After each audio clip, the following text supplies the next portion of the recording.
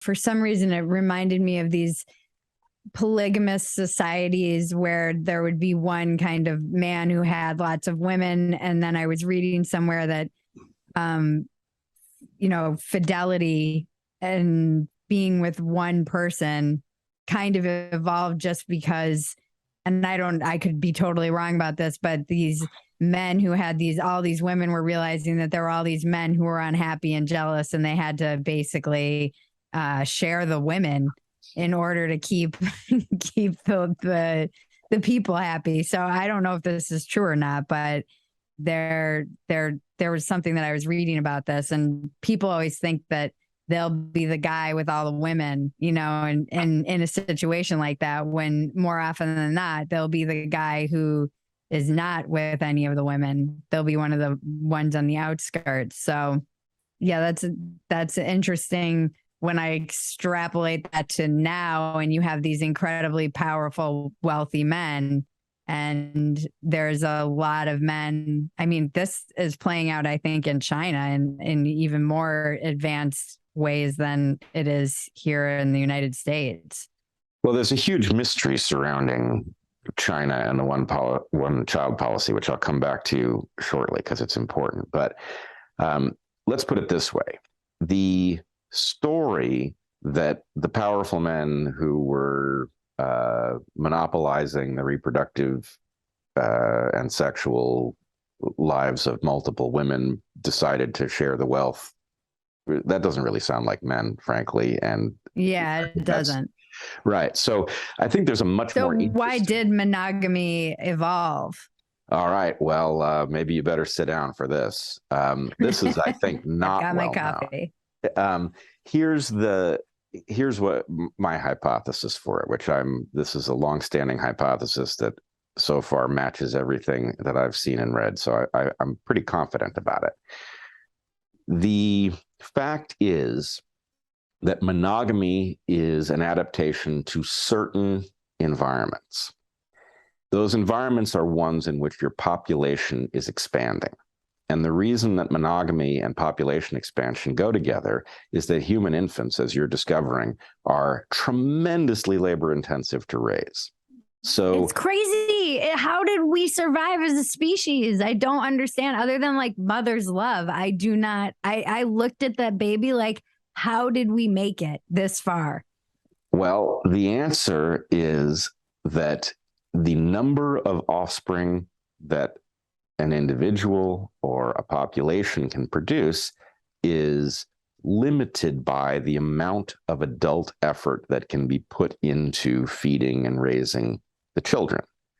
Mm-hmm. So if you have a system in which one guy has many wives, as long as every woman is married, it doesn't matter how many husbands are involved in terms of how many fetuses can be produced. But in terms of how many babies can be raised in a year, the thing that's limiting is how many males are brought into the process of child rearing. And males who are not involved in producing the offspring at a sexual level are not incentivized to contribute to the raising of offspring. So if your population is expanding, then the limitation on how rapidly it can expand, and therefore how competitive it can be against another expanding population, is how many adult males are incentivized to help raise offspring. Monogamy maximizes that. Interesting. But here's the problem, and the reason that I said you probably should be sitting down, is that the prediction of that hypothesis is that at the point that your populations are no longer expanding, monogamy breaks down. And that's where I think we are. And so the problem then is that, go ahead. Sorry, is this like the birth rates collapsing in certain places? Well, let's put it this way. The birth rates collapsing in certain places is the result of a number of different phenomena lining up. One is that we have reached a place where the planet, we could technically get it to produce more resource so we could pack more people onto it, but we're outstripping the capacity of the planet to house us well. And so effectively we've run up against what we call carrying capacity. And so it's natural that populations will plateau when you reach carrying capacity. Most populations are there most of the time.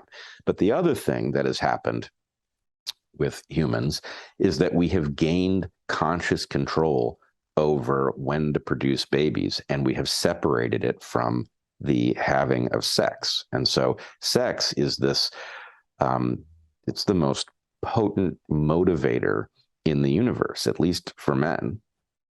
It is differently motivating for women.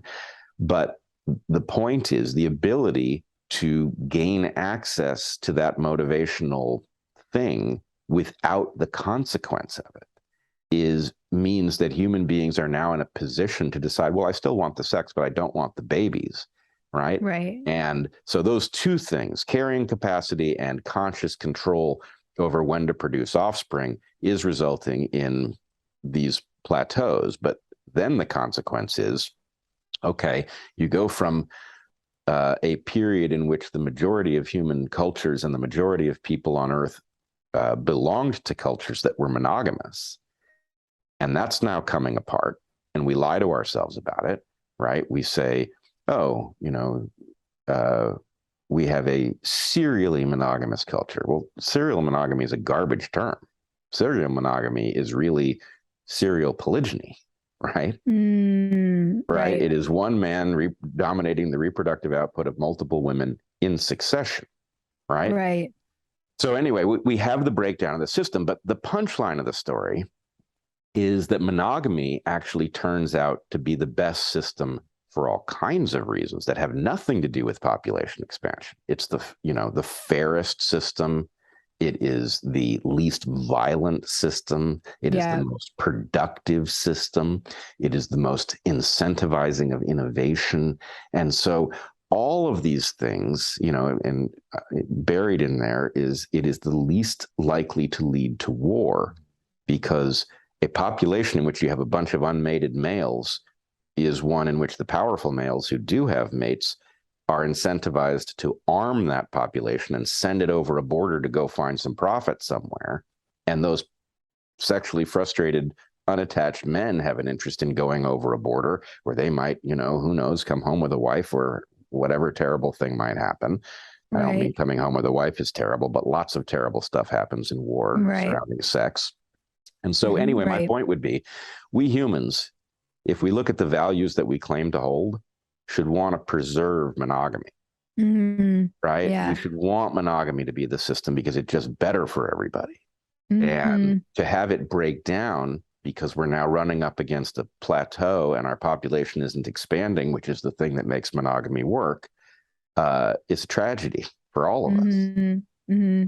So anyway, I think that's the answer to the question, right? Monogamy is for increasing the number of babies successfully raised, and the logic of the system is now just breaking apart.